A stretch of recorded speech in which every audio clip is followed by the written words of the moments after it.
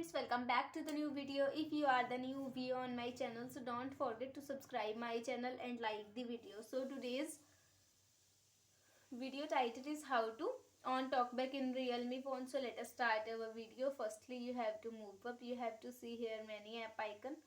Click on the setting icon.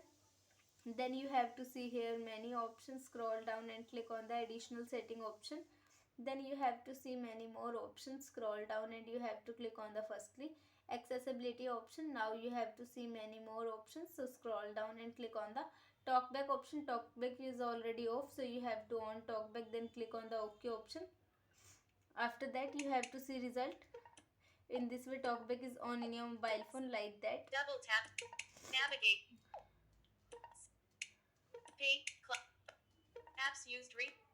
Page So 1 of I 1. hope this video helps you. So please subscribe my channel and like the video. Thank you so much for watching our video.